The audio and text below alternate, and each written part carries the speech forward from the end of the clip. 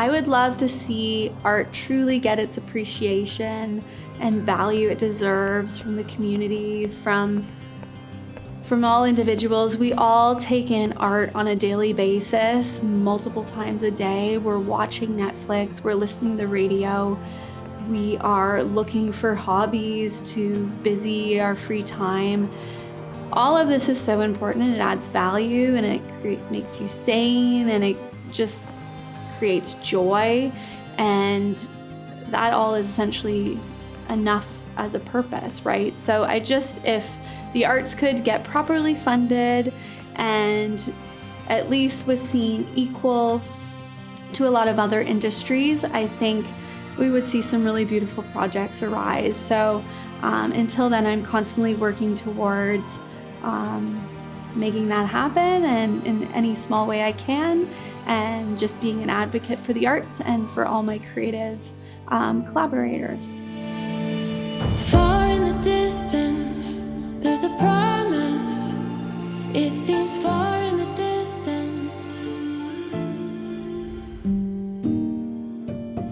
My name's Jennifer Allison, and I'm the director-curator here at the WKP Kennedy Gallery. So essentially, I'm in charge of putting on events and exhibitions for the community to enjoy, and that all revolves around working with 2D and 3D artists from our local community. I am originally from North Bay. I grew up here, was born and raised, and then the past 18 years, I had the opportunity to live all over the world. Once I graduated from high school, I ended up moving to Toronto to study fashion design at Ryerson University. And those were the best 4 years of my life. It's where I discovered myself as a creative individual and was, exposed to so many incredible people and opportunities and events. So I really grew as a creative during those 4 years. So my first job out of school was with Aldo, based in Montreal, and I was hired as a technical illustrator. What that meant was I was sketching all day, and at the time I thought I could still do my apparel in the evenings, but this job ended up becoming more than full-time and allowed me to travel the world for work. Working on the factory floors, working with technicians, and essentially, even though I didn't study footwear, my apparel experience translated into that industry very nicely.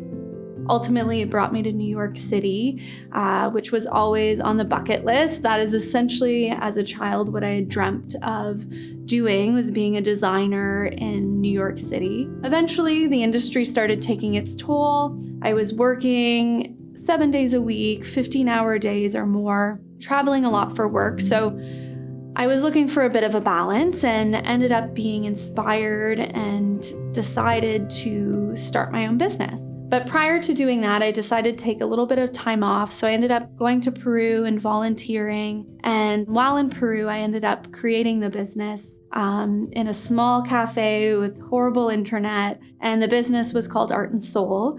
And that's where I taught shoemaking and leather craft workshops for a general audience. So I opened up this industry that was becoming a lost art to the general public. I figured, there's a lot of people who were interested in sewing, so why not shoemaking? And essentially in 2020, I decided that was the time that I wanted to move closer to my family. Unfortunately, after moving, 10 days after moving, COVID was announced. And my business was shut down for 2.5 years, which was pretty devastating because it was an in-person service and very hands-on and tactile. So very difficult to pivot online. And although I was working towards pivoting some of the programming online, it wasn't nearly enough to self-sustain. So I had some tough decisions to make. And my coping mechanism during this time, I find everybody had a different way to cope what was happening in the world and the lockdowns. Mine ended up being painting and drawing. And painting and drawing has always been a big part of my life, but it's always been the side hustle or just an outlet that when I have time, I get around to it, or I would make time for. But it was never the priority. But During COVID, something happened and it's all I wanted to do. I didn't want to touch my sewing machines. I didn't want to make shoes, work with leather. I just wanted to sit at my desk and paint and draw. So that's what I did. For the first time in a very long time, I gave myself permission to work on my own artistic art practice. When I was younger, I really cared about celebrities wearing my work, and I am fortunate to have had, Cameron Diaz, Rihanna, Blake Lively, to name a few, wear my designs, which is a true honor. But that stuff doesn't matter to me as much anymore. It's more about the process, and I want to make sure I'm really enjoying what I'm doing and really making sure every project that I take aligns with my values. So that's kind of where my focus is moving forward. Jen is really awesome. I actually knew Jen a little bit beforehand. So I started here probably a month before Jen with the previous director. My name's Corbin Elliott Lozerite. I am the assistant curator at the gallery. So I'm really Jennifer's kind of secondhand man. I stay alongside the daily operations of the gallery, our planning, and consultation with artists that come in. I think we really try to just work alongside each other as best as we can, so that it's really hard to manage a gallery with just two people. I think, it's usually you have like a whole team for yourself. So I think the time that we can spend together the most is how we can stay the most productive. My days can range anywhere from being at my desk all day long, programming, coordinating with artists, processing payments, bookkeeping, planning new exhibition ideas, researching, all the way to painting and patching the walls and sanding and hanging up all the artwork, understanding what the artist is trying to say with their artwork and their collection, and figure out ways that we can make sure that's crystal clear.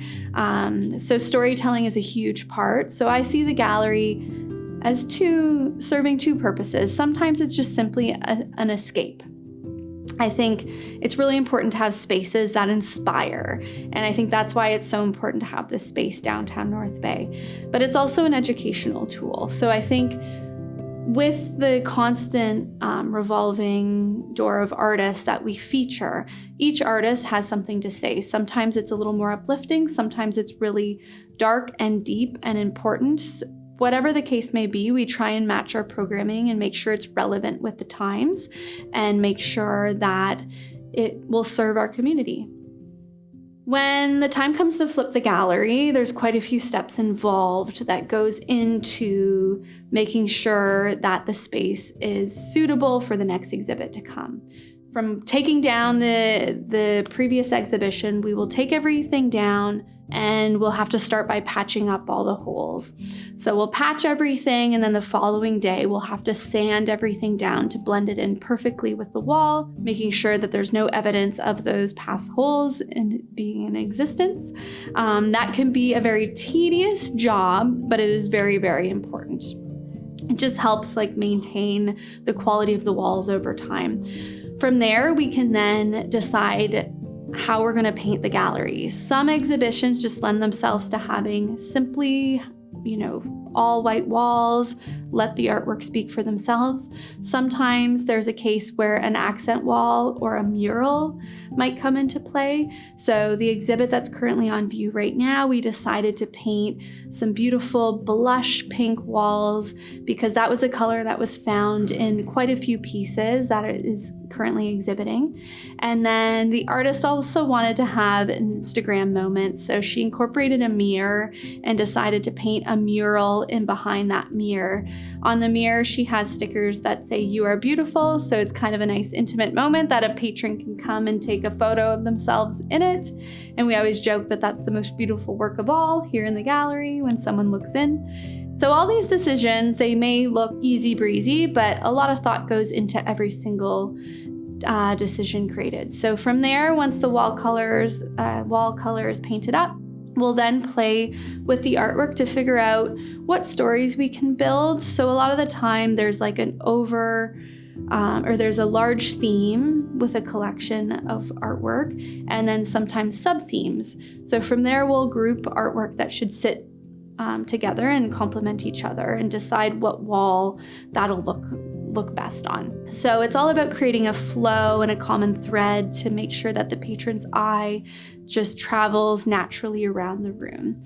And then from there, we decide, are we hanging these up with nails, screws? Do we need an anchor? How heavy is this artwork? We need our level, make sure everything's straight. What is the distance that we want all the artwork to be hung up with, So there's a lot of just technical issues, and it's usually takes a team in terms of needing people to hold and measure and hammer and drill. So that's all the fun part. And then once all that's up, then we end up sealing the deal with the label. So the artist will provide all their information. They will title their artwork with their name, the size of the artwork, the medium, and then the price point if the artwork's for sale. And then finally, we will put the show title up. So the artist tends to provide us with the title, and we will create that into a vinyl, and we will seal that onto the wall. And that's usually the final piece that goes up before we can open the doors to the public. I wait for you. No, I wait for you. Nothing can break us through. I wait for you. Counting every hour, every second makes it easier to keep on breathing. At night in my dreams I find peace, I remember it all. And all it takes is faith, or hate, saying goodbye. And I wish time went slow, but I know it ain't too long for us. I wait for you. No, I wait for you. Nothing can break us through. I wait for you. I wait for you. No, I wait for you. Nothing can break us through. I wait for you. I wait for you. No, I wait for you. Nothing can break us too. Babe, I wait for you.